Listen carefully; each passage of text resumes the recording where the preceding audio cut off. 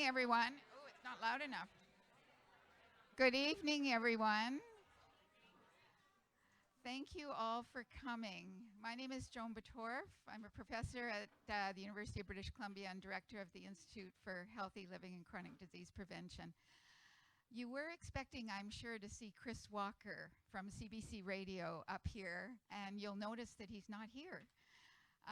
Unfortunately, he got that terrible cold flu that's going around, and this morning he had to cancel out. But all is not lost, because my dear colleague, Dr. Bill Nelems, I saw his name on the list that he was coming, and so he's agreed to moderate for us tonight. And so I'm going to turn this over to Bill. Thank you very much, Bill. I'm delighted to be your instant moderator. Follow me on CBC later.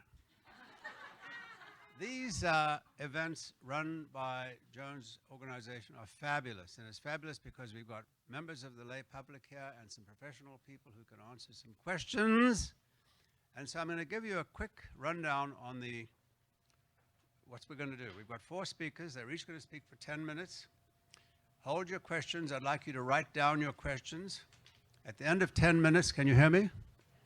At the end of 10 minutes, we're going to take a 15-minute break. We're going to gather then, and we're going to be able to answer and have a dialogue and interaction with your speakers. Okay on the ground rules, John? I'm going to introduce your 4 speakers briefly. We are very, very excited to have this lady next to me. Her name is Michelle Teo. She comes from Alberta, but that's okay. Half of you come from Alberta anyway. She's a rheumatologist, graduate from the Alberta programs, and she works in Penticton. So we're very happy to have her in the Okanagan. She has a particular interest in pain, and she has a particular expertise in, among other things, fibromyalgia. So we're very pleased to have you. And Susan, this is Susan Holtz. She's a professor at UBCO in the psychology department. She runs the psych lab. One of the things she does. And soon she's going to be running other things too. And we wish you well. And we wish you well on that too. Sally Willis-Stewart. This is fabulous. Sally Willis-Stewart is a nutritionist. And hello. And she's interested, and isn't it amazing to have nutritionists involved? Now let me tell you about this lady. She is an academic affiliate of the Dietitians of Canada. She focuses on physical activity and nutritional practices. She has nutritional education center on campus at the Hub, and I think you're also associated with Interior Health. She's not associated with Interior Health. And Zach, when I saw him, Zach Walsh, when I saw him, I said, I've seen this guy before. And I realized that I'd seen him watching a TED Talk. So I want you to go home and dial up Zach Walsh, TED Talk. Then you'll realize you've seen him too. Zach is a clinical psychologist, associate professor of psychology, works with Susan as a colleague at UBCO. He has, among his many interests, particular interest in cannabis. And he's going to tell you about your endocannabinoid system. Did you know you had an endocannabinoid system? We all do. Not only that, but he's going to tell you, or I'll tell you about it. He has one of the first clinical trials going on the value of cannabis in chronic pain patients, correct? PTSD, but chronic pain. I'm sorry, in PTSD. Yeah.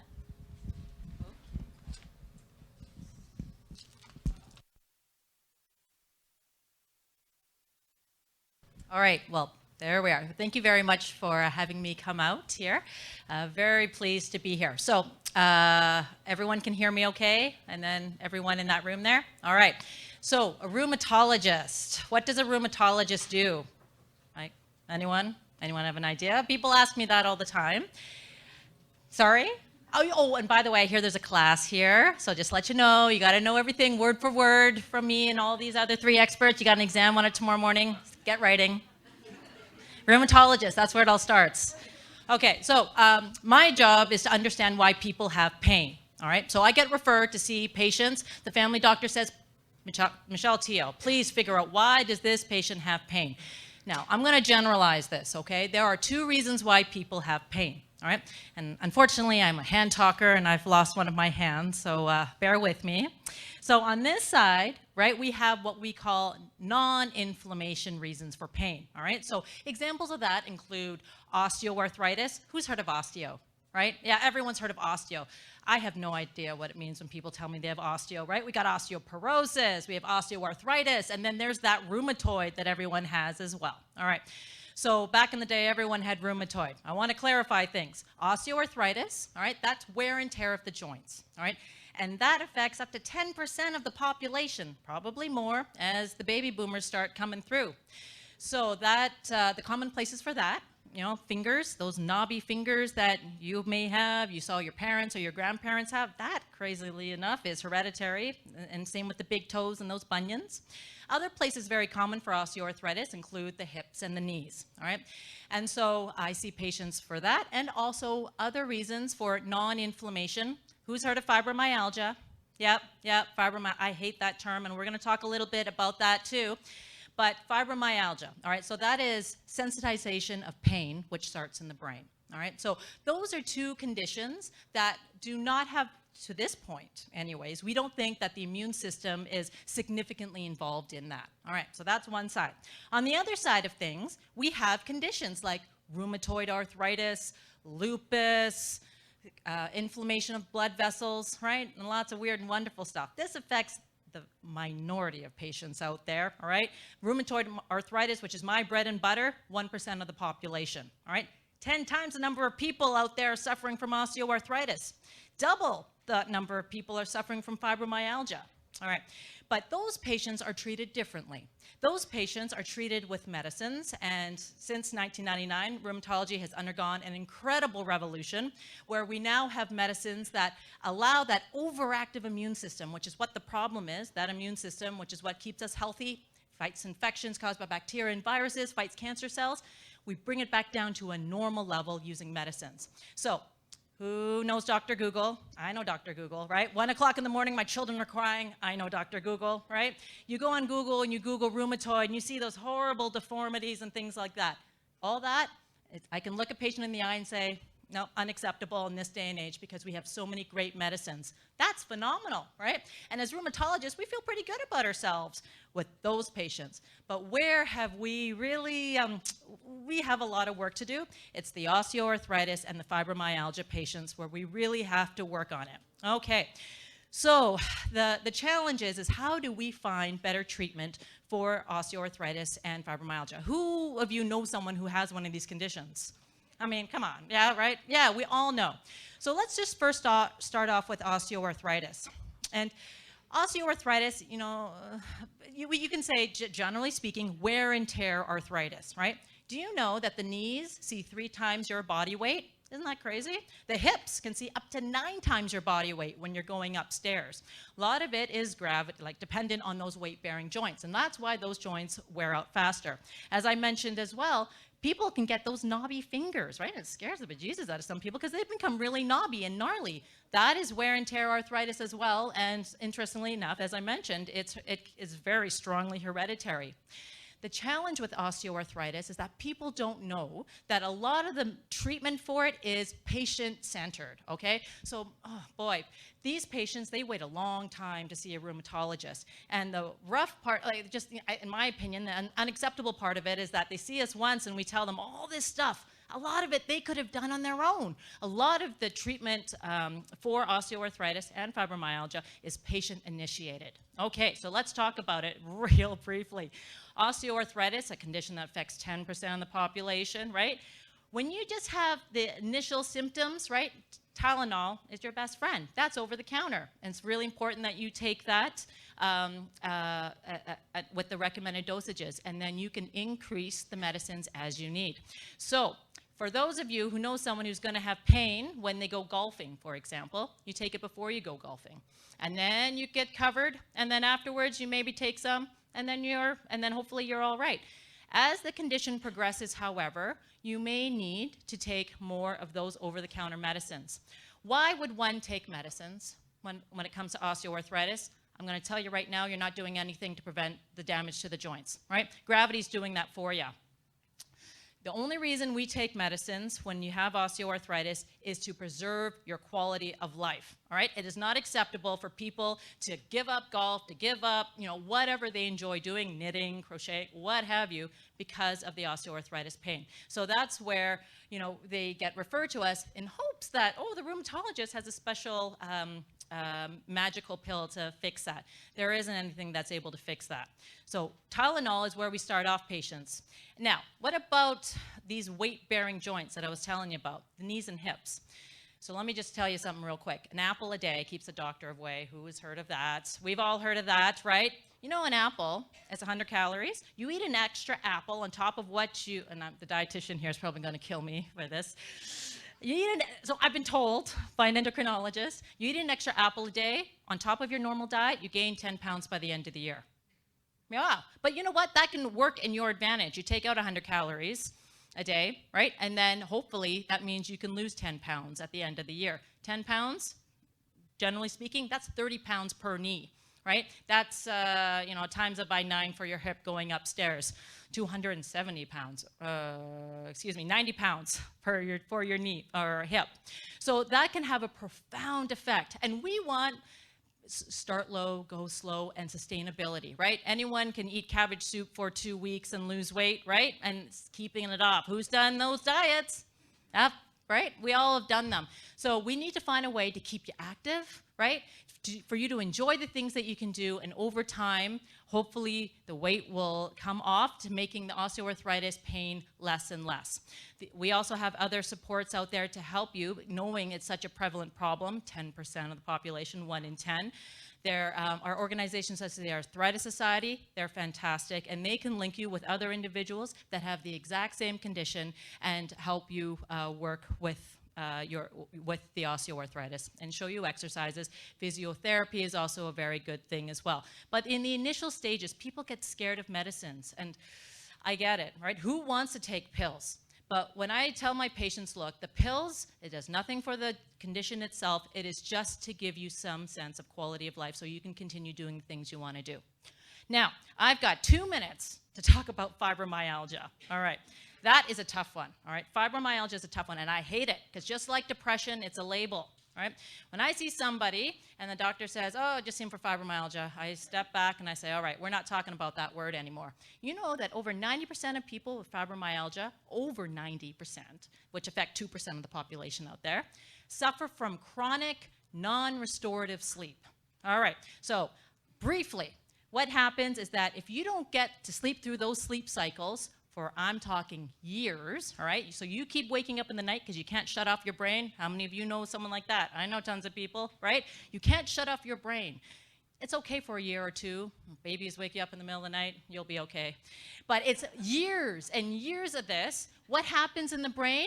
The brain starts sensing pain inappropriately, and that's what we call that central hypersensitization. And once you got that, oh boy, it can be a very big challenge, right? So, people suggest, give them some medicines, or go exercise. My humble opinion is that there isn't one person to be able to fix that. We need someone to help us get that sleep, because if you wake up feeling crummy, nothing is going to work, right? I mean, you're not going to have the energy or the momentum to do anything. So let's get the patient sleeping, and then once the patient starts feeling good, then we start involving all those good, healthy lifestyle interventions. And we are looking at doing a project like that in Penticton. And I got to be honest with you, as a rheumatologist, I don't do anything to fix fibromyalgia. My job is to diagnose it. But most people know it, right? Patients come in and they say, I know, you're not telling me anything new. Would you please fix it, please? And I tell them, no, my hands are tied, because we need to get you set up with the experts in allied health that can help sort out those issues. All right, I got the stop. I have to pass the microphone.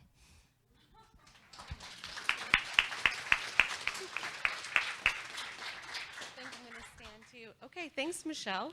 That's actually a good segue into what I wanted to talk about with you guys today, and that is the role of psychological and social factors in the experience of pain. So after probably over 50 years of research now, we can't deny, it's impossible to deny the fact that pain is more than just a physical sensory experience. All you have to do is think about the last time you stubbed your toe or gave yourself a big solid paper cut to think about that, yes, there was some stinging, some discomfort, maybe some throbbing, but that wasn't all that experience was about. You probably also noticed a change in your mood, even if it was just temporary. Perhaps feeling a little irritable, annoyed. If you stubbed your toe really good, maybe there was even a bit of anxiety, worrying, oh my gosh, I think maybe I broke my toe. So there's that emotional, psychological side to pain, as well as the social side. So if somebody was in the room with you at the time, there was probably some kind of interaction that transpired. If you yelled out or winced, perhaps that person responded to you. Maybe not in a way you wanted them to, but there was probably a response there. And if we start to think now about pain that goes on for months and even years, the role of psychological and social factors in the experience of pain are even more obvious. And that's where my research has been for the past 15 years.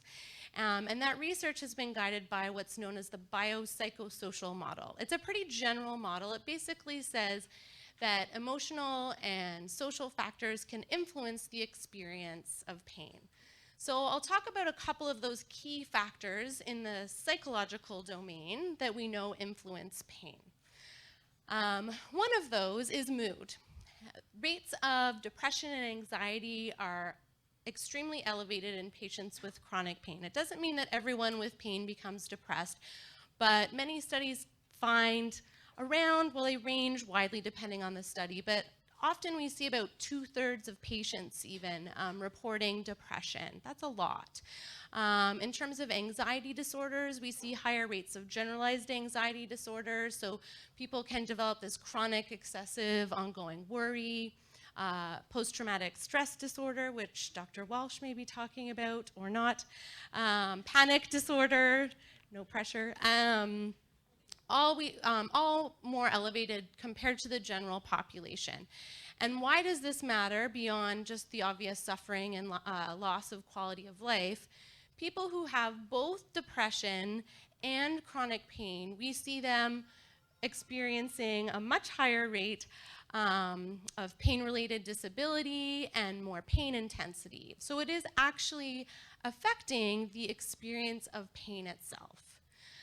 Many patients don't develop an actual mental health disorder where they'd meet criteria where we diagnose them, but many do develop this negative pattern of thinking about their pain. We refer to that as catastrophizing. Has anyone heard of the term catastrophizing before? My PhD dissertation was actually about catastrophizing, and my parents didn't believe me that this was an actual word. Like, no, really, I got a PhD in catastrophizing. Microsoft Word still doesn't recognize that word for some reason, but the world of pain research recognizes it immensely, and we know that patients who often feel overwhelmed by their pain, who can't stop thinking about their pain, they feel unable to cope, really just basically freaking out, if you want to think of it that way, on a regular basis about their pain. Those patients also report a greater pain intensity, they're more disabled by their pain, and so on. Which kind of brings up this issue then, if your thoughts and your emotions can influence your pain, where is pain? And if you are somebody in the audience who suffers from chronic pain, my guess is that at some point in your journey, you've had somebody either tell you outright or implied subtly that it's in your head. We don't see an obvious physical cause, it's in your head.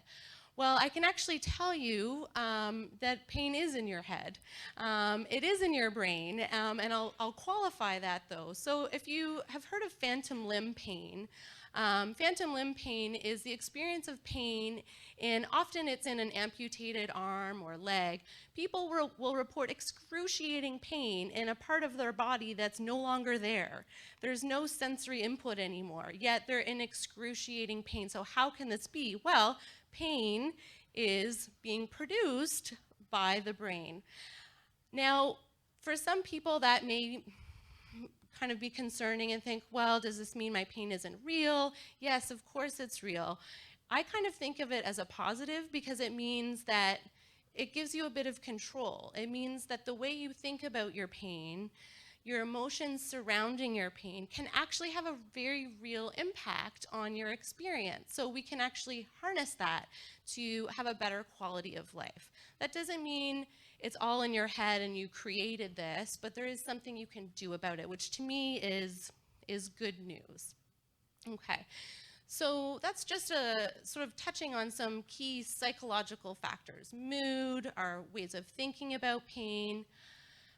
My main sort of path of research currently is the role of social relationships in chronic pain and just in life in general. It may surprise you to hear that a lack of social relationships, poor social support, is equivalent to cigarette smoking and obesity in terms of a risk of mortality.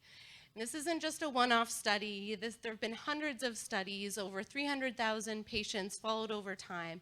People who are unsatisfied with their social networks live less long and less happier lives.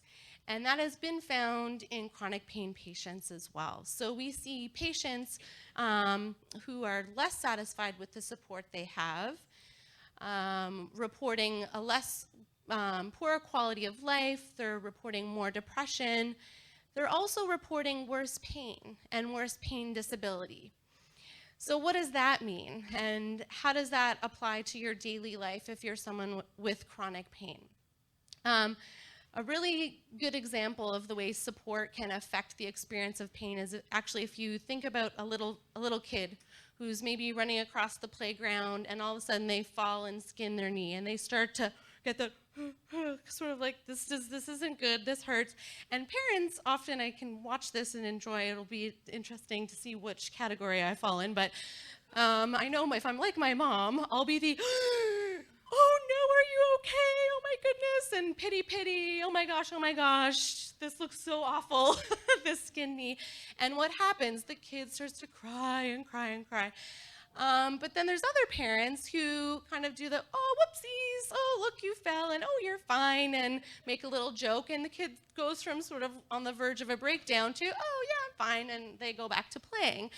The same type of pattern of results we actually see in adults as well. So the way in which our support network responds to us when we're in pain can also influence our well-being. So in terms of what's the best way to respond to people when they're in pain, there's really no one answer. And I think it really comes down to good communication between yourself and your support network. That's really the bottom line.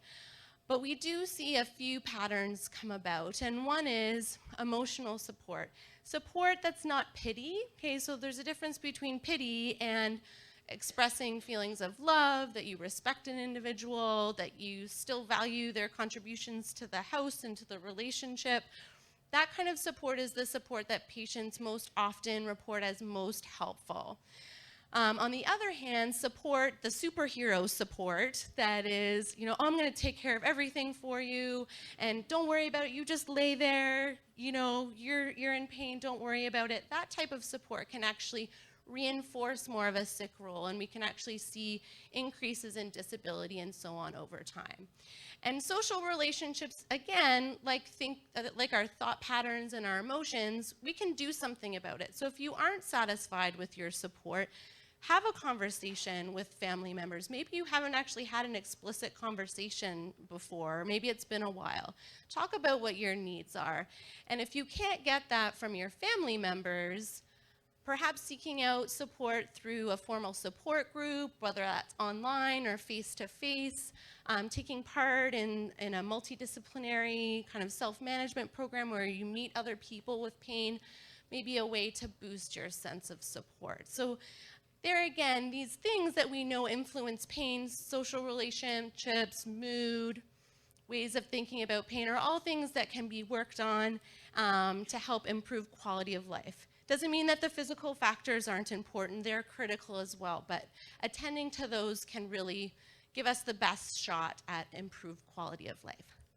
Okay, thank you.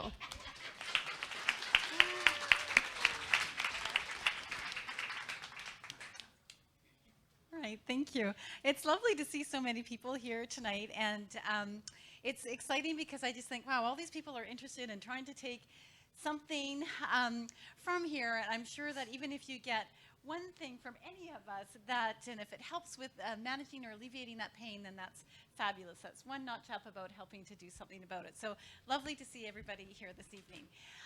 What I'm going to be focusing on is how physical activity and nutrition may play a role in helping to manage and alleviate chronic pain. Oh, sorry. Thank you. Is that better? Okay.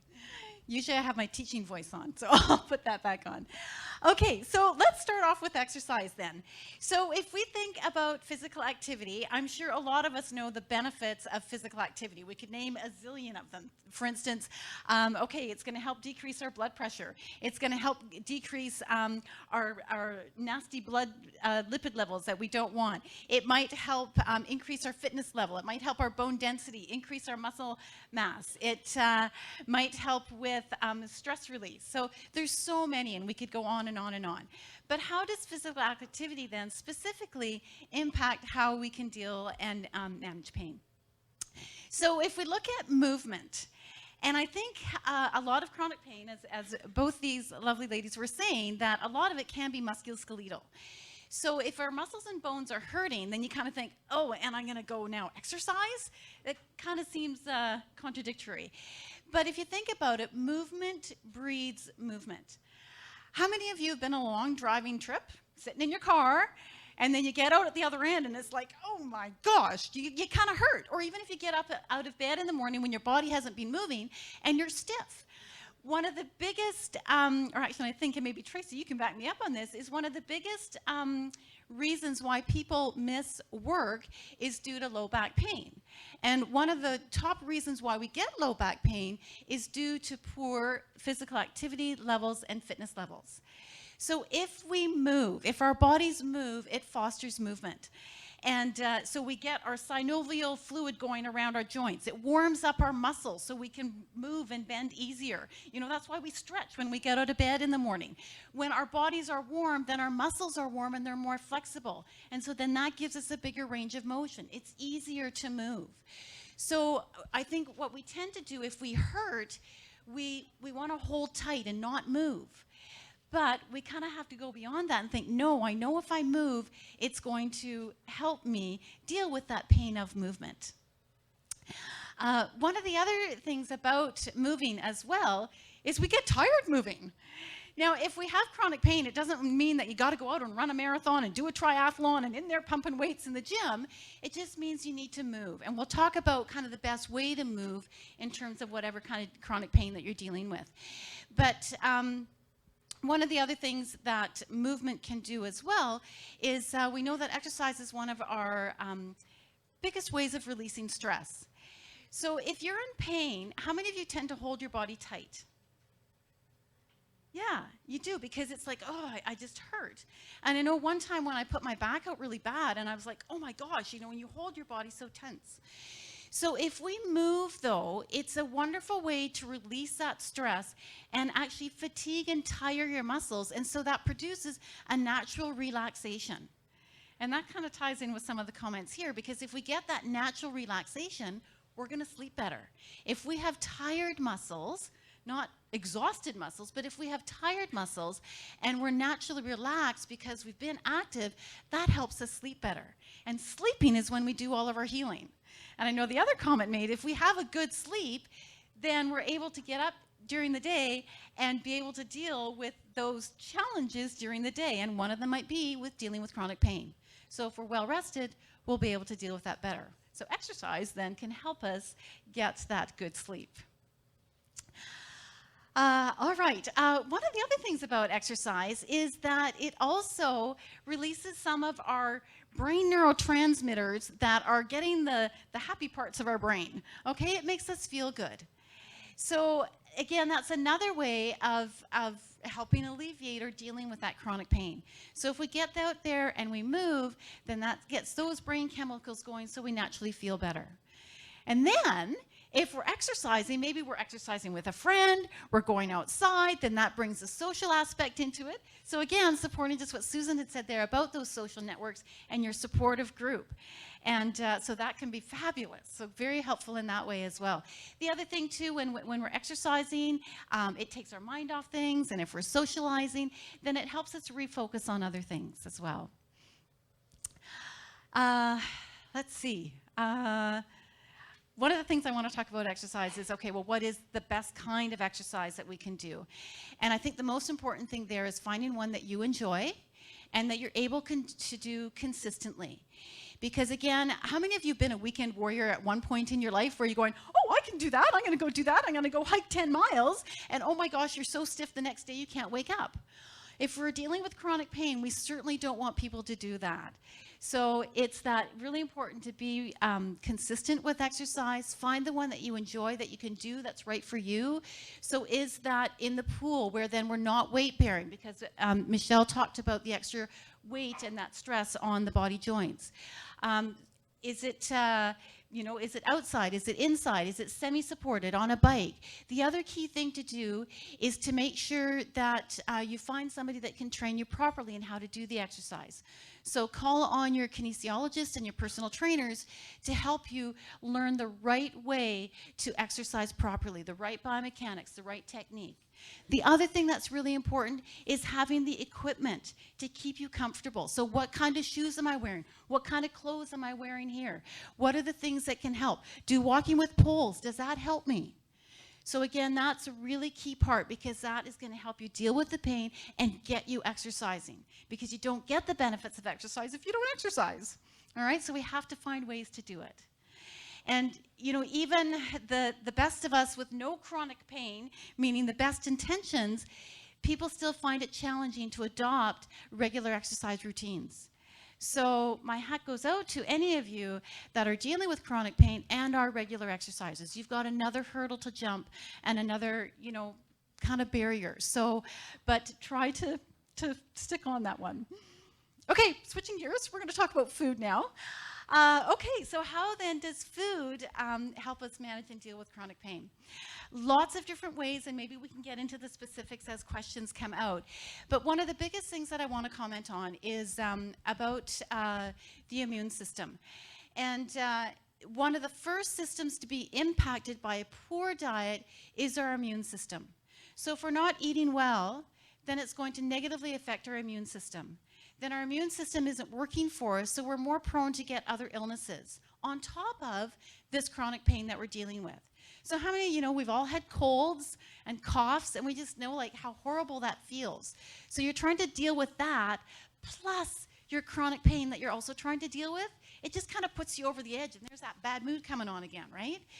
So if we can keep our immune system strong by a healthy diet, as well as physical activity, that helps with our immune system, then that's one thing that we can prevent from adding to our chronic pain. We can look also at specific nutrients. So there's specific nutrients that might help with alleviation of migraine headaches, of arthritis. So we can look at some specifics there, specific nutrients. One of the other things that I think we should really look at too is often when we start talking about nutrition, people going, okay, well, what nutrients and what does it do? And so we get so focused on how it's nourishing all of our soul or all of our cells, we forget about the other part that food does for us, and that's nourishing our soul. Okay, we're all here. We're going to enjoy some fabulous food here, and we're all looking forward to that taste, that pleasure, the socializing that we're doing while we're enjoying that meal and that snack together. That's another so important part of eating. And I'm sure we all have what we call our comfort foods. That is such an important part to think about if you're dealing with chronic pain. Because not only do you want to think about nourishing your cells, but you also want to think about nourishing your soul. What foods do I enjoy? What foods just make me feel good and that I'm taking care of myself? And so that can improve your mood. Again, can it help you deal with just these stresses of having the chronic pain, again, in the social atmosphere of eating. So that's a very, very important part that we want to remember about eating as well. So if I just want to try to pull this together, so if we take our healthy food and we take our regular exercise and put them together, biggest thing is that they're doing is that they're keeping our immune system healthy to help us keep healthy. And there's both the physiological aspects of healthy eating and the exercise that can have implications for managing the chronic pain on the physiological level, but then we also have to remember about the other impacts of exercise and eating well and the social and the mental and the improved mood and helping with that part of dealing with chronic pain as well. Thank you so much.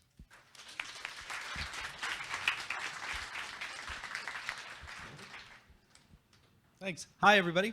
My name's Zach. It's super exciting to be here. It's great to get off campus, and I just want to thank the Institute for putting this on. It's a great event, and I have to thank the Institute as well because when I got here about 5 years ago, the funding that started all of my cannabis research came from the Institute of Healthy Living. So and it's grown into a bunch of studies now and very active lab, and it was all because of the initial confidence and support of the Institute for Healthy Living and Chronic Disease Prevention. So I can't thank the Institute enough. So it's a real honor to be here with all these great researchers as well. So thanks for coming out.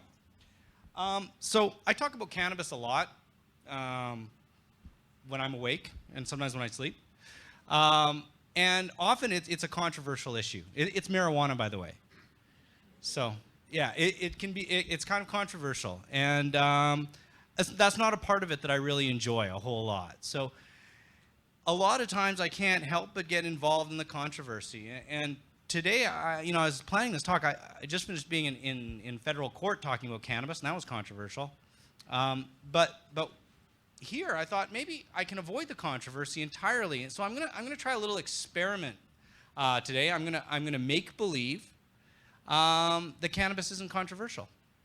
And I'm going to address it as if it's a new medicine that none of you have ever heard of. So I'm gonna proceed as if this is a new medicine and just talk from that place. So I hope that you will indulge me in that experiment.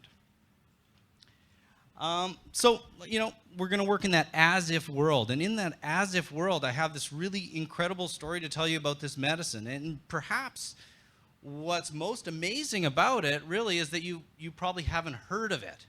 And the reason that's amazing is because it's one of the oldest and most widely used medicines known to humanity. There's some argument about whether or not cannabis or opium came first, but what's clear is that they both extend back several thousands of years, well back into our history. And cannabis has been recognized as a medicine for that, at least that long. All of the classic medical codices include cannabis. It's one of the 50 fundamental herbs in traditional Chinese medicine. It's mentioned in the Ebers Papyrus from ancient Egypt. The ancient Greeks knew of the medicinal use of cannabis, and in ancient Indian Ayurvedic medicine, it also played a prominent role. So given that it's one of the most widely used and oldest medicines, it is kind of amazing that you haven't heard of it. But perhaps that's because, like a lot of things back in the day, it didn't make it into modernity.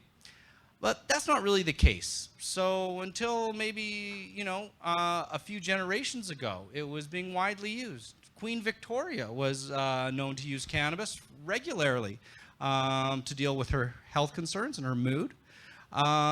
In fact, many of you, depending on how old you are, perhaps your grandparents, perhaps your parents, perhaps your great-grandparents, would have grown up using cannabis medicines as a perhaps as a child or a young adult. So until the 1930s, it was part of mainstream medicine. We think back about those times and think, oh, well, that was a different kind of cannabis, and it was mostly eaten. But make no mistake, it was a cannabis tincture, and it had all the psychoactive effects that are familiar to people who may have heard of cannabis. So those people back in the day, perhaps your grandparents, Queen Victoria, they were experiencing the same psychoactive effects as the kids that you might see in Central Park today, or City Park today, under a tree. So it's the same old thing. It's cannabis. So there's this ancient medicine. People used it widely until very recently. Well, what does it do, you might ask? What does it do? What's it good for? Well, it's used to treat a diverse number of ailments. It's used to deal with nausea, to deal with seizures, convulsions. It can help sleep. But the primary reason why people use it, and what comes up again and again in our research, is to treat chronic pain. And that's really what I want to focus on today, is the potential of cannabis to use for chronic pain. And, I think the next question that you should have is, well, does it work? And yeah, it seems to work pretty well according to people who use it. One of the things that's a little challenging when we want to talk about, can people hear me without the... No? Okay. One of the things that's a little challenging when we talk about how well it may or may not work is some of the restrictions that have been put on the research. So we haven't been able to do a lot of side-by-side comparisons of cannabis with some of the prominent painkillers that people use pretty widely. But when we talk to people who use it, they report that it's very effective. And in preliminary research, it's found to be rather effective, particularly for chronic pain. It can be used in conjunction with opiate medicines, and one of the truly promising things about cannabis medicine is that it can lead to reductions in opiate use. And there's a number of studies showing opiate-sparing effects. Cannabis downstream works on some of the same systems as opiate medicines without a lot of the same problems. So people are able to use fewer opiates. And what the research is telling us now, comparing states in the US that have legalized medical cannabis versus those who don't, they've shown a 28% reduction in opioid overdose mortality. So many, many lives are being saved in those states that allow for the use of cannabis for pain because people may use fewer opiates. So, okay, it's effective, widely used. What else do you want to know? Well, what are the side effects? The side effects are generally pretty tolerable for a lot of people. In fact, some might say they're a little too tolerable. Some people tend to enjoy the side effects quite a bit. It's not hard to get people to stick to their regimen. It can make you a bit tired. For some people, it can induce anxiety, particularly early on.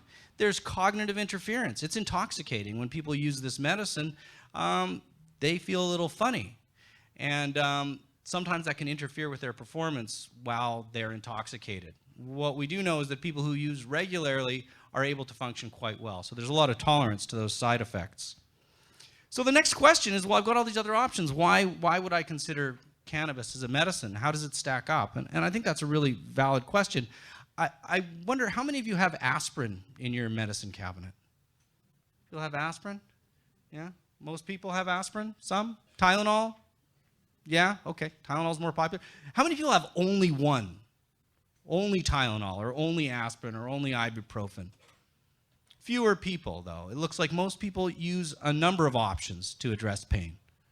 How many people use more than one? They'll have aspirin and ibuprofen and Advil and maybe an opiate in their pain medicine. You don't have to out yourself. A legally prescribed opiate. Probably many of you will use many pain medications, and what I would suggest is that within 10 or 20 years, many, if not most of you, will have a cannabis-based medicine in your cabinet as well. So it's increasing in its use, and if it continues at that rate, we'll see widespread use. We'll find out in 10 or 20 years.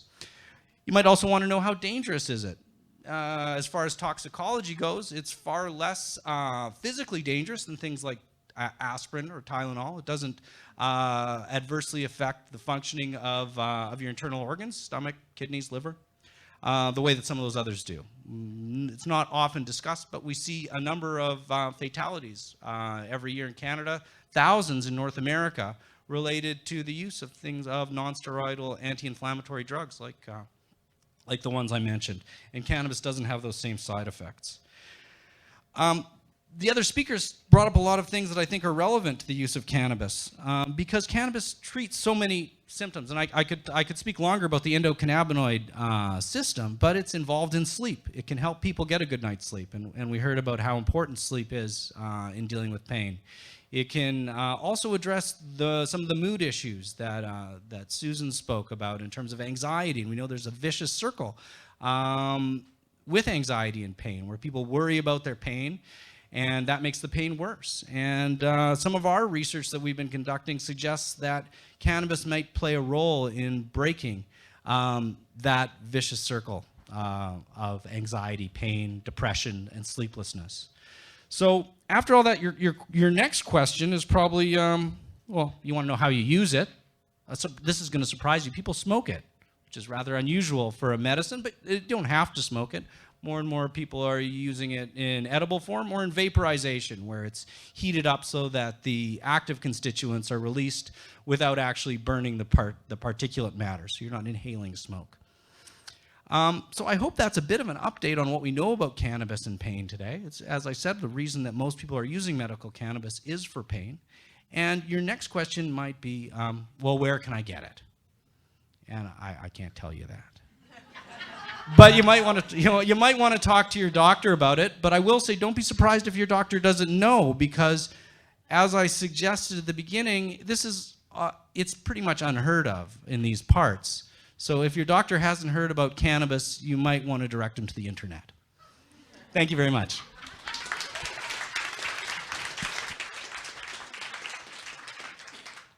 Thank you, speakers. We're going to take a 15-minute break. I'll call you back in 15 minutes. I want you to be writing down your questions, and we'll try to answer as many as we can. A short notice here that this event tonight is sponsored by UBC Institute of Healthy Living and Chronic Disease Prevention. It's also sponsored by Interior Health, so we thank our sponsors.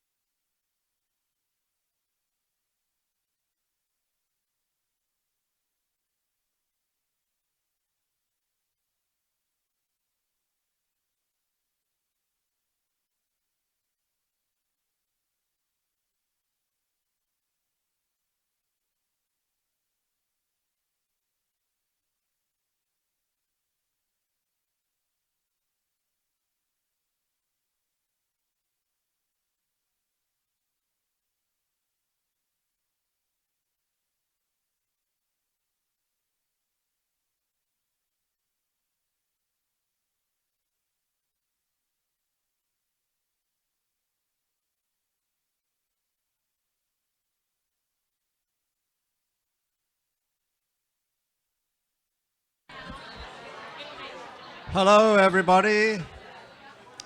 As you work your way back to your seats,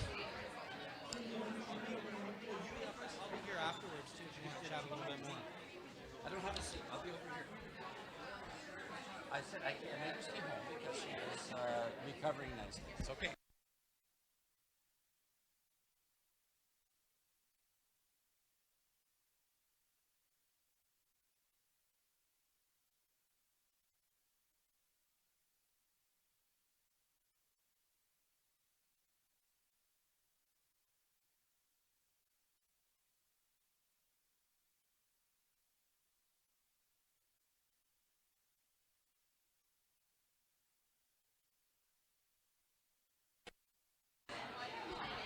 as you walk back to your seats, we're going to start with the questionnaire period. In the few minutes it takes for you to walk back to your seats, I want to speak for our collective need to be advocates for chronic pain patients. 20% of all Canadians have chronic pain. 75% of Canadians over the age have chronic pain. $5 billion is lost each year to the Canadian economy because of lost work or inability to work because of chronic pain. Did you know that the Federal Health Canada budget, the whole of the federal health budget is $3.5 billion? The loss from work is greater from the loss of work from chronic pain patients than the entire budget, and then more, of Health Canada.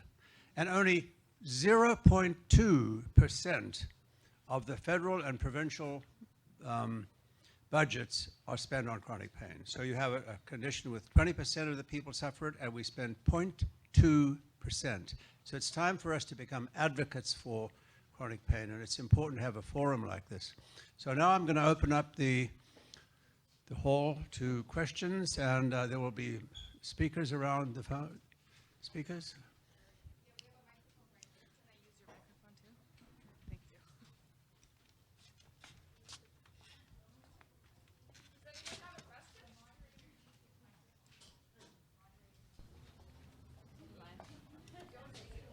Is there another speaker?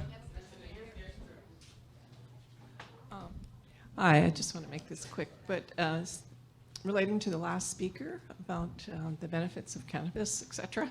I was just talking with a few people at the break, and I wondered, is it available here? And somebody said, well, it's available, there's a synthetic version.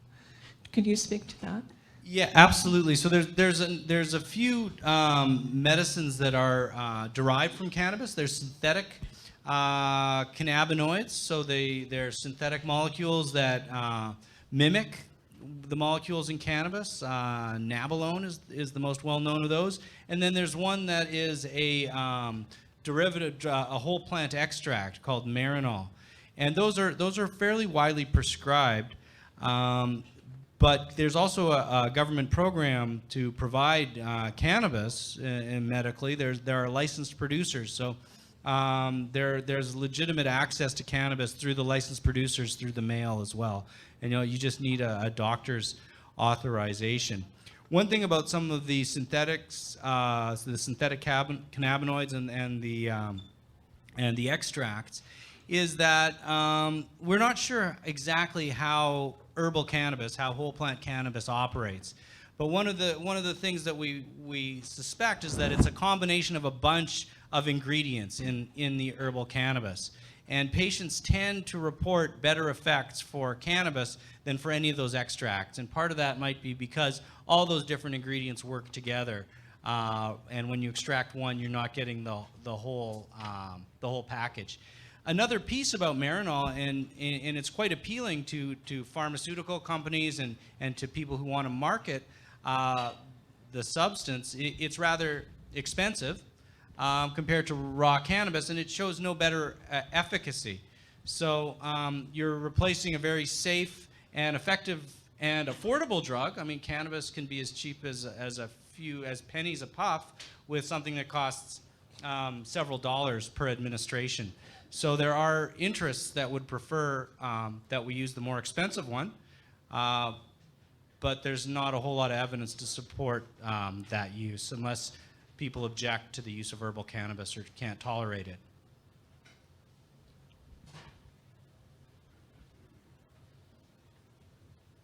Any other questions? Must be lots. Speaker? Hi, my question is for Professor Walsh about the cannabis. I'm wondering, is it possible for people to build up tolerance to cannabis, or is there a risk for that? Yeah, well, certainly there's definitely tolerance to cannabis, and it develops rather quickly, particularly to some of the anxiety-provoking effects. The pain-relieving effects, there's not as much evidence. So unlike opiates, which you develop a tolerance pretty quick to the pain relief, it seems that the development of tolerance to the pain relief associated with cannabis is a lot slower. But people do become accustomed to the effects of cannabis, so they develop tolerance in that way that they get more used to it, and also that the cannabis receptors in the brain can become regulated so that it takes slightly more to get the effect. But one of the things that's remarkable about cannabis, one of the many things, is that it doesn't develop a very profound tolerance. Oh, thank you. More questions? Yes, I was wondering, there's a suggestion to exercise, and that's a good thing. The question is, my question is, when you exercise a joint that's already painful, and you cause pain through the exercise, are you actually advancing the degeneration of that joint? So one of the things that's challenging with exercise is being able to recognize what is pain from my initial pain in that joint, what is added discomfort from doing the exercise. And we all know by doing exercise, it does impose discomfort. We have to stress or challenge our body so we become more efficient. That's why we're part of the reason why we're exercising, to become more fit or whatever. So when you have a sore joint, when you are exercising, is the activity that you're doing causing more pain, or is it the same amount of pain as if you were not doing anything? Okay.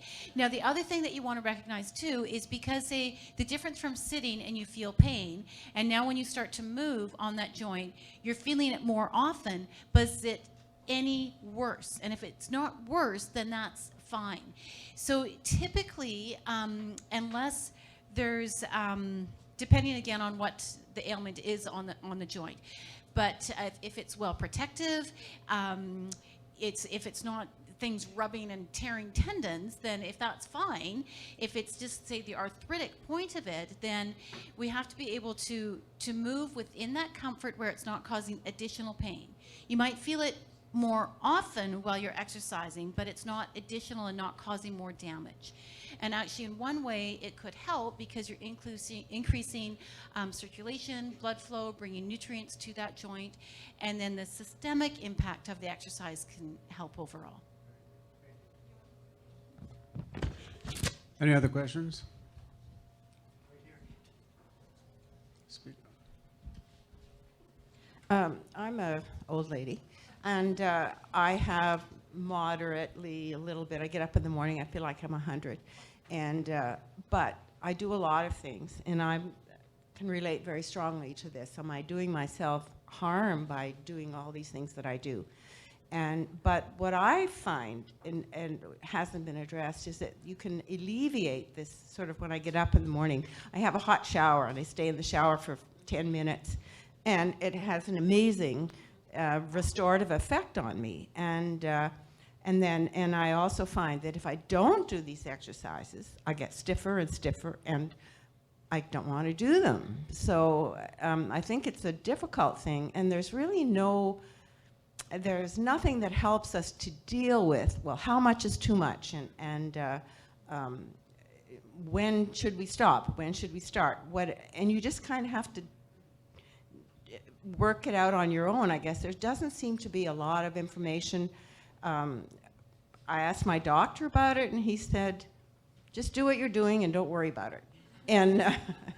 he said, you'll know when it's time to stop, but I wonder if I will. And I think that it would be very helpful if there were a list of perhaps books that we could read or websites we could go to that would encourage us and tell us a little bit more about what's happening and what's good and what isn't and how much and how little. And so I just would like to, I wonder if there is anything, if there is a website or something that we could go to. Is there anything at the university that would be good for people to get a little more information about? So a couple of things and some fabulous ideas and suggestions, and just a couple comments about the warmth and the having a warm shower, and that's that idea. Once you get your body going, it's that movement fosters movement type idea, and if you don't do it, then you do feel more stiff afterwards. So my comments earlier about starting and progressive slowly and finding that and being consistent with your exercise is really, really important. So it's lovely to see you doing that. One of the places that you can get some good answers, a few places. So depending on what the specific issue is causing the pain, so arthritis, say, so the Arthritis Society has some excellent guidelines around exercise. Another one is the Canadian Society for Exercise Physiology. They just put out our standard physical activity guidelines. So if you want a place to start, that is just a way of showing different types of exercise. What am I supposed to be doing to maintain my health? But then you're absolutely right. We have to do a little bit of trial and error in terms of what feels comfortable for me with whatever degree I'm dealing with in my pain. And it could be different for you, right? So we have to play that around a little bit. The other place that we can get some good information, again, is through your kinesiologist. So a kinesiologist that has gone through a degree in learning how to exercise and deal with that, and working with those personal trainers to help you figure out what is the best exercise program for you. How do you find a kinesiologist? All right, call me at the university, and I will link you up with lots, okay? And the other, typically in most of our recreation and our fitness facilities, they will employ kinesiologists and personal trainers.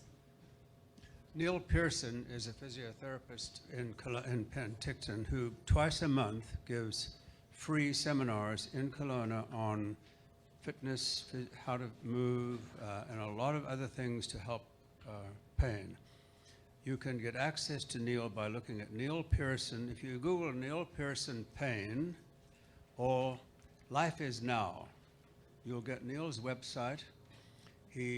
Although he lives in Penticton, he comes twice a month and runs a fantastic seminar, and you can get access to that seminar, and it's a hands-on. He's there to speak to you, and it's available in Kelowna. That's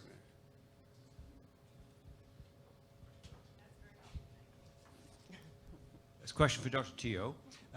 So fibromyalgia, you said you might just say a couple of words about it. What do you feel about that diagnosis? What advice can you give? And an associated question, you mentioned the importance of sleep. Do you have any particular advice about how to improve sleep? Sure. Thank you. How many minutes do I have, and what time do you close? I promise I'll keep it short.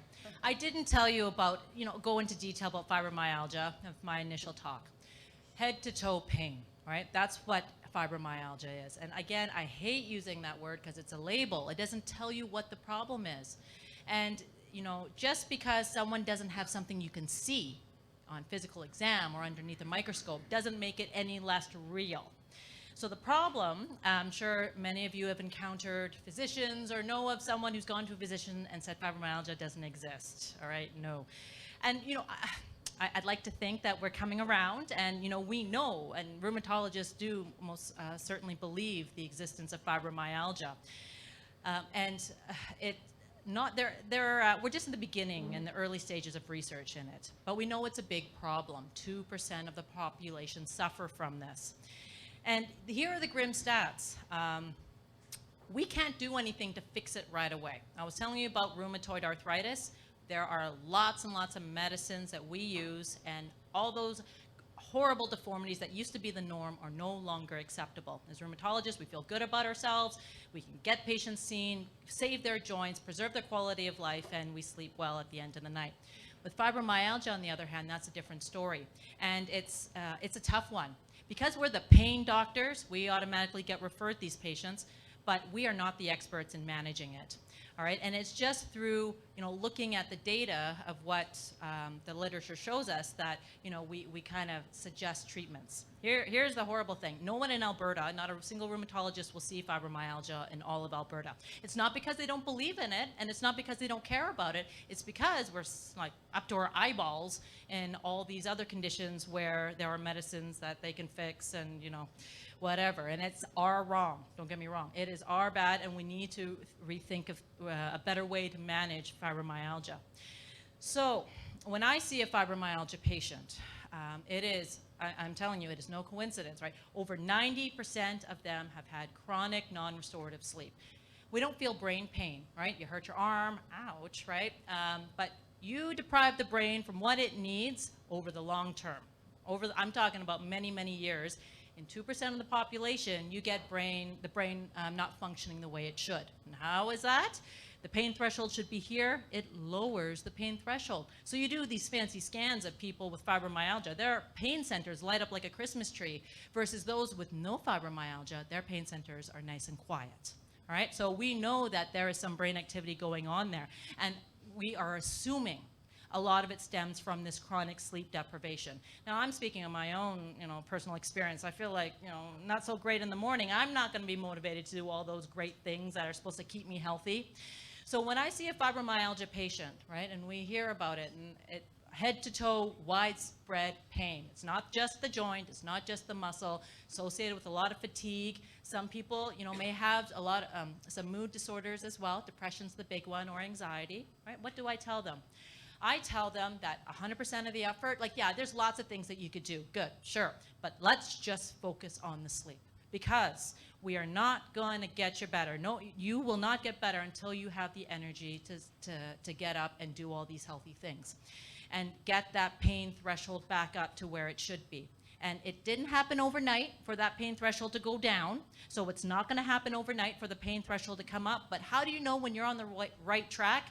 You wake up feeling refreshed. All right, so let's briefly talk about what the brain expects from us every day. All right, so when we go to sleep, we go through a sleep cycle. It's 90 minutes long, and within each sleep cycle, there are various stages. Stage 4 sleep is, we think, one of the most important ones, and that's what we lack, the fibromyalgia patients, because they keep waking up in the middle of the night for whatever reason. It could be medical, like sleep apnea. It could be they can't turn their brain off. It could be because the cat keeps jumping on their face, whatever, right?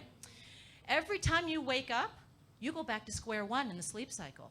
But what does our brain expect from us? Going through not just 1, 4 to 5 sleep cycles uninterrupted. Okay, so you don't get that for the short term, right? Studying for exams, young children, right? Whatever, that's okay. But by depriving your brain from completing those 4 to 5 uninterrupted sleep cycles on a regular basis causes this decreased pain threshold. So what we encourage, of course, sleep hygiene, right? That's important. And there's a long list of things that can be done. A lot of that stuff's on Dr. Google, right? Sleep hygiene's important, but for some people, that's not quite enough, because they just wake up at 2 o'clock in the morning and they're just trying to solve the world problems, right? So, in those individuals, and I'll be honest as well, all right? And I'm not proud of this. We only see fibromyalgia patients once. Right? Our role as rheumatologists is to diagnose fibromyalgia. Is it to fix it? Sadly, no. Why? Because I don't have the tools or the skills or the expertise to do that. And unfortunately, as rheumatologists, we haven't quite learned yet that we need to collaborate with our allied health colleagues who have the expertise. And it's not just sleep, it's physio, right? It is dietitians, it is psychosocial stuff, working with our peer support group, right?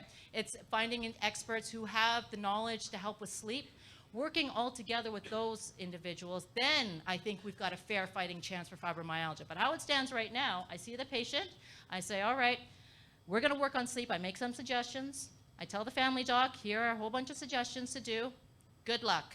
Isn't that wrong? That's wrong. And that's why fibromyalgia continues to be a big problem. So sleep is important. you will probably get suggested sleeping pills. Is that for life? Hopefully not, but think about it. You have not slept for 20, 30 years, right? Reversing that habit in the brain is like retraining your brain. Think of your brain like an infant, right? You're training the brain to sleep through the night. That's exactly what those sleeping pills are for. And so the hope is that once you retrain the brain to sleep through the night, or, you know, if you can achieve it through other means, and that's great. But that's the plan. Sleep, and the rest will come. But you have, you know, over a long term, you have to be patient with it. Here's your chance. Here's my chance. Foundation. You're waking up feeling strong, and it gives you that, okay, now I feel like I have the energy to do whatever it is. Is that to go out and see my support group? Is that to eat a healthy breakfast? Is that to go out for my walk in the fresh air?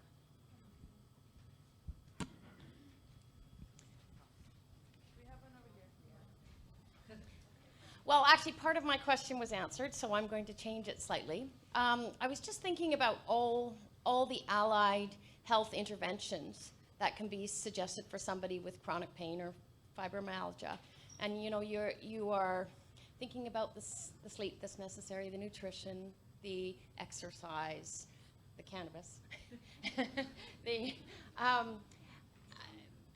there kind of any kind of program where once they've been diagnosed, where there's some kind of system where they can gain access in a more systematic way in order to help a person with chronic pain?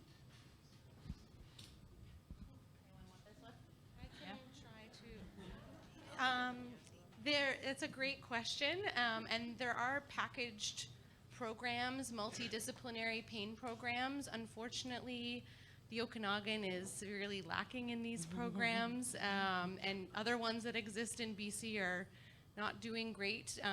Going back to Bill's comment about funding that's available for pain treatment. But we do know that multidisciplinary approaches to treating pain are the gold standard. So ideally, that's what patients should get. They should get OT, PT, psychologist, psychiatry, whatever pain specialist relates to their condition. In Kelowna and the Okanagan, there are chronic pain self-management programs. I believe H2O puts them on, and they're also offered online. So that, and do you have information? Oh, excellent. Hang on. Yes. So there are programs. Thank you. Yes. My name is Carol Sicoli, and I'm the program coordinator for self-management programs throughout the Interior Health region. I work through the University of Victoria Centre on Aging, and what we do is provide free 6-week workshops for people with any type of health, chronic health condition, but we have very specific ones for chronic pain. I have, luckily enough, brought some brochures. If anybody's interested, then please see me, because we're all about helping, again, anybody throughout the province of BC who is dealing with chronic pain. So our workshops are once a week for 6 weeks, and each workshop is 2.5 hours long, and we do cover a number of activities and topics there to help an individual find within themselves things that they can do to support themselves as they go through chronic pain. And I'm just going to add, in Penticton, and it's also available to anyone who wants to drive out there. So me and Susan here, and there's the co-investigators. Well, we're involved in a study. Now, there is nothing mind-blowing and brilliant about it. It's a fibromyalgia treatment program that we are proposing and starting up soon. It's 3 months. And all it is collaboration. These are all programs that already exist. The only thing that's different is that they happen at the same time. So people with chronic pain have access to the resources, right? Like, how many times have you gone to see something and then you get all motivated and whatever, and then you lose momentum, right? And it just doesn't happen again. Here, we are looking at a program where they've got a rheumatologist, they've got the dietitian, they've got peer support, they've got an exercise therapist and physiotherapist. They have Neil Pearson, and he attends the pain seminar, which Dr. Nelems was just talking about. And they see a psychiatrist as well. Now, the psychiatrist is not because I think that they all have depression. That's to help with the sleep part of it. and help manage any mood disorders that may be there. So that's what we have going on in Penticton. We're super excited. It's nothing mind-blowing, but believe it or not, this is the first study like that. There is nothing else out there for treating fibromyalgia that it just looks at, oh, let's just look at one part of it, exercise, or maybe let's do the psychology part of it. This, we throw everything at it in hopes that that will help these patients. Okay, just a question. We were talking to Sally at the break and wondered about nutrition and foods for chronic pain that you'd recommend. So, yeah, we can get into lots of different sort of specifics about depending on what is causing the chronic pain. One of the biggest things, though, is if we think of pain, pain is because something's wrong with our body. And so then if something's wrong with our body and there's pain, we typically get inflammation. And so common area of research right now is looking at systemic inflammation and how that can be an underlying cause for a number of chronic diseases. So we can look at food and our diet as trying to reduce the systemic inflammation. So one of the biggest things that we can do is really eat a healthy, well-balanced diet. It's that refined carbohydrates, high sugar, refined fats, your packaged processed foods that can really contribute to that inflammation. So if we kind of get back to a really healthy, well-balanced diet, we're getting, foods in our most natural state, our good whole grains, our lots of fresh fruits and vegetables, our good sources of our lean meats and fish and eggs and dairy and that good variety of all those nutrients. So that can really support keeping our tissues healthy as well as to help reduce that inflammation. And a couple of the other things that are really key are antioxidants. So your antioxidant foods like your vitamins A, C, and E, so foods that are containing those, as well as your essential fatty acids like your omega-3s. And just sort of relating to one of actually Zach's comments about you get the best, result from the real cannabis as composed to the synthetic. So I'd like to make that analogy to food and supplements as well, is that you get the most out of eating real food as opposed to trying to get those things from the supplements. It's that food altogether and that the package that food comes in and all the other wonderful things that you get in there, like the phytochemicals that are fighting for your health. So that's really important. So your food in that package, it's like unwrapping this package and looking at what's inside of it, way more beneficial for a healthy diet as opposed to trying to get it from pills or from supplements. Hello, may I speak? Dr. Walsh, I'd like to ask you a question. It's a bit disruptive, perhaps, but I felt you glossed over something that you might be able to bring me up to speed in terms of the history of the last decade.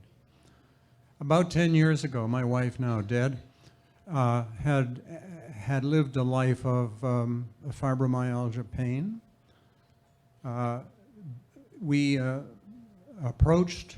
She approached her doctor, who adamantly refused to write a prescription for her to get cannabis.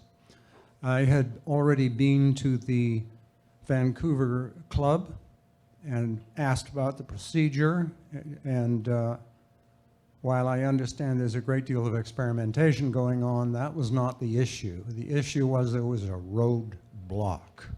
Has that changed at all?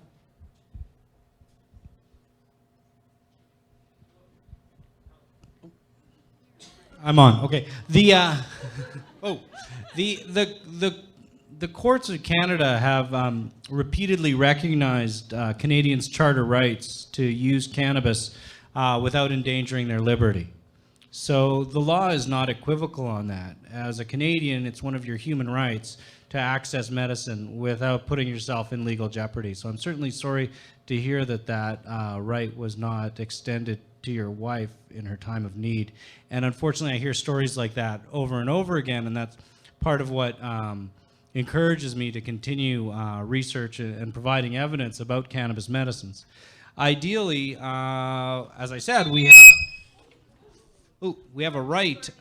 We have a right to access those medicines. So, yeah, I hear stories of roadblocks all the time. The government has made moves. Largely, the courts have push the government to make moves to allow for that access, but there are still a lot of people who struggle to access their medicine. I don't know if that answers your question, but I think it's gotten better in some ways as people are more accustomed and as physicians become more accustomed to cannabis medicine. You know, that there was a 50-year program or more than 50-year active multi-billion-dollar program across the world to stigmatize cannabis medicine. So it's not entirely surprising that some of that residual sticks around, but overwhelmingly Canadians, the Canadian courts and the Canadian people support that access. Just as a coda to what you said, the problem is that it's not easy to find doctors, new doctors.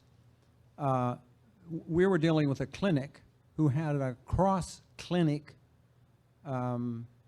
policy to not write prescriptions. At the same time, we both, my wife and I, enjoyed the doctors that we had and didn't wish to offend them. That wasn't really the central issue, but we didn't want to go shopping for another clinic. And you seem to imply that things may be slowly getting better. And I'm glad if they are, it don't affect me anymore, but thank you. Any other questions?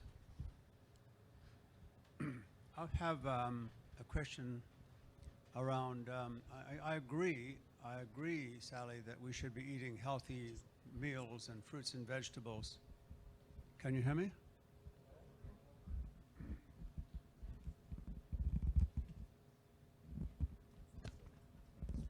Hello? I agree that we should be eating healthy fruits and vegetables, but there was a publication within the last 5 years in the United States done on dietary intake of magnesium. 75% of Americans and more are below the recommended standard diet intake for magnesium. We know studies in India and studies in America have shown that people coming to intensive care units, in Kelowna as well, half of them, are low in magnesium. And if you are low in magnesium and admitted to acute care facility, there's increased mortality, increased incidence of pneumonia, and diabetics are lower than the average in magnesium. If you're on diuretics, you most likely are low in diuretics. If you take heartburn pills, you most likely have 20% chance of being low in magnesium. So my question is, what is your advice with respect to magnesium supplements?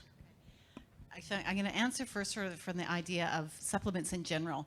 So my previous answer there was looking at, we want to kind of go with the food first, but there is a place for supplements and there is a need for supplements because that's where we're looking at. And as you pointed out, some very key stats there in terms of some medical issues, hospitalization, where we need supplements. We can't get it from our diet, or we're in a deficiency where we need to bring those levels up back to the level that our body requires, and that can only be done through a supplementation, not through food. And so there definitely is a role for supplementation. So we want to go food first, and if we can do that, great. But if there's other health issues, then we do need to look at supplementation. So magnesium plays a role. Vitamin D also can play a role in chronic pain as well, because it has to do with vitamin D can act as a receptors on your muscle cells, specifically in that muscle contraction relaxin phase. And if you think of chronic pain and how we hold our bodies tense, the vitamin D and adequate vitamin D and those receptors actually helps with the relaxation part of that. So if people are low in vitamin D, then that can be implication as well. And a lot of people are low in vitamin D as magnesium. Thank you. Any more questions?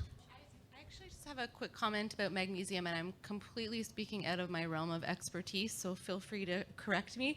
But this actually ties into Zach's work.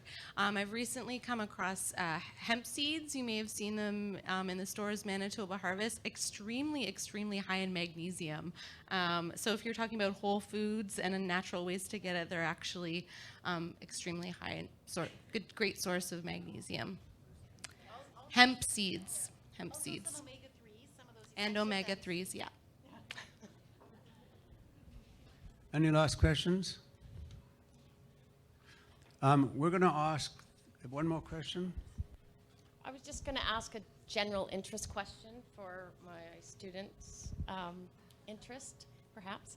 That phenomenon of heightened sensory awareness when pain is heightened, there seems to be a crossover where touch becomes painful to people with very high pain levels.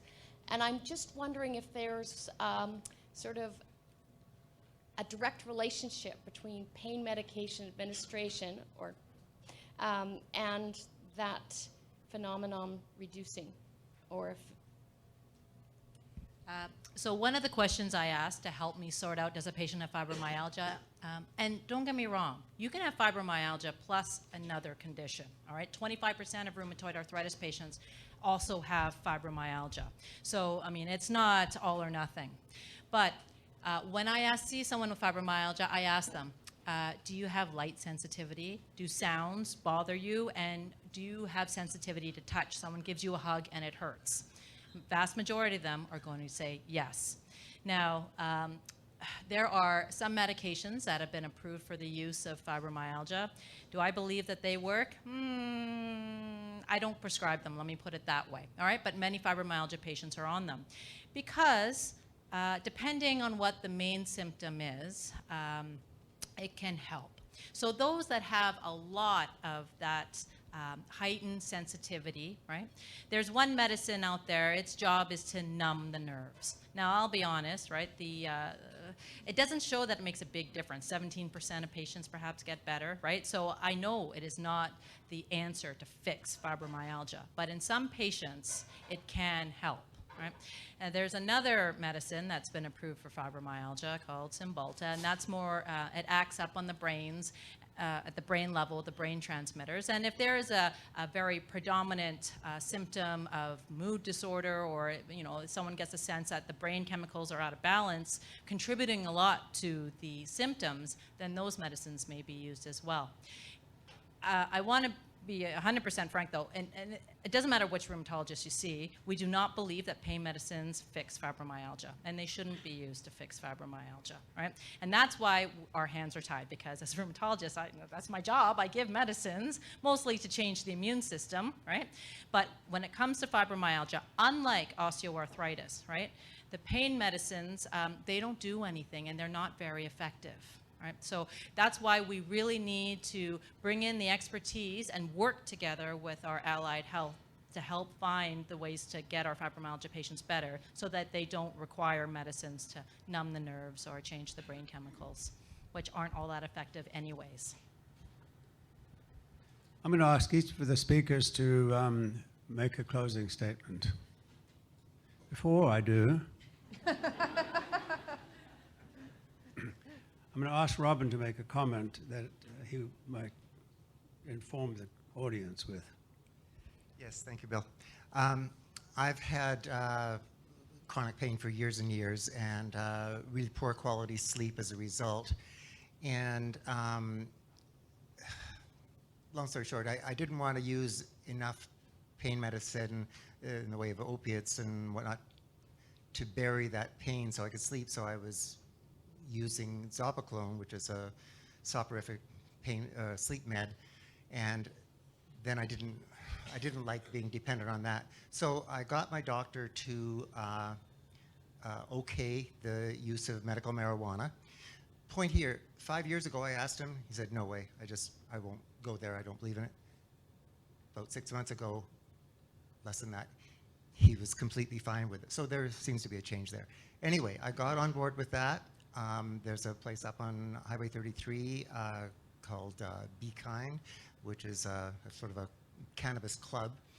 So with the doctor's approval, I can purchase, you can purchase, smokable herb there, which I didn't want. I've had enough experience with that, and I don't want that anymore.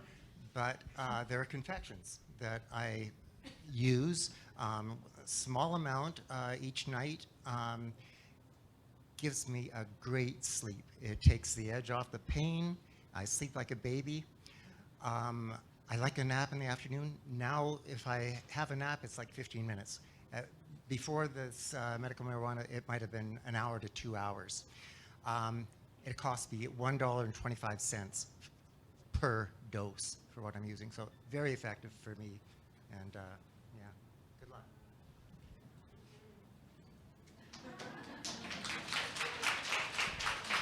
Thank you, Robin.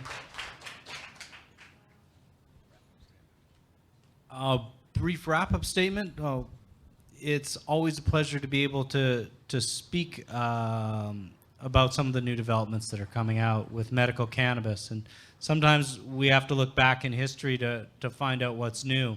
And my hope is that we're coming to the end of a period of baffling ignorance when it comes to cannabis medicine, and that it can take a non-controversial place in the medicine cabinet as an option for people who want to use it for pain. And for those who don't want to use it for pain or don't like the alternative effects, there will be other options for them as well. And I just ask for compassion when it comes to people who may be trying something new that has, at least in the recent history, been accompanied by a whole lot of baggage. I think just a couple of things that I would like to leave you with is taking healthy eating and regular physical activity and putting those two things together and finding a way that you can either incorporate them into your lifestyle, whether it's one little thing at a time. You don't have to change the world and totally overhaul the diet in one day and go out and run marathons and join gyms, but it's just how can I incorporate these two lifestyle practices, not only to keep you healthy, but also in managing chronic pain. And there's so many different avenues, routes, pathways that both regular exercise and and healthy eating can impact and help you deal with chronic pain. Okay, and I guess my concluding statement relates back to the theme of this whole night, and that's breaking the cycle of chronic pain.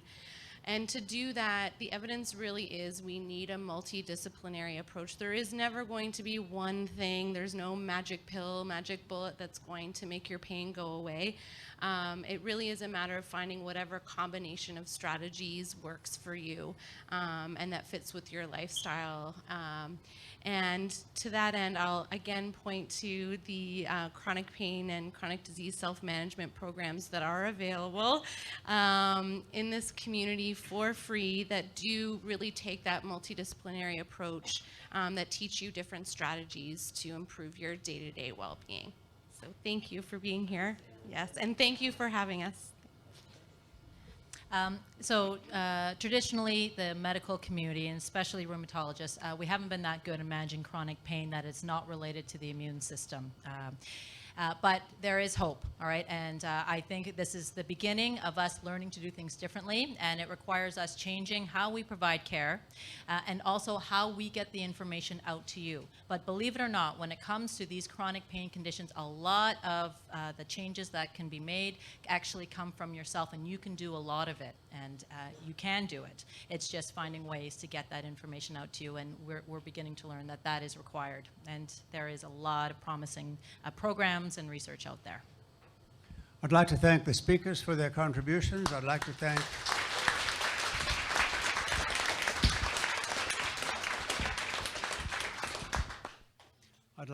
the UBC Institute of Healthy Living and Chronic Disease Prevention and Interior Health for their sponsorship.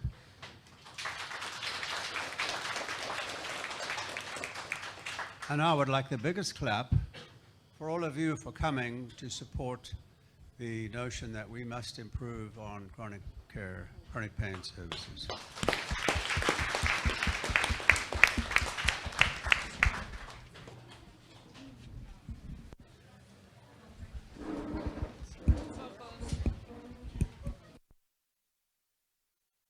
A quick reminder, you have been given evaluation forms sitting in front of you. Please complete the evaluation forms before leaving. Please complete the evaluation forms before leaving.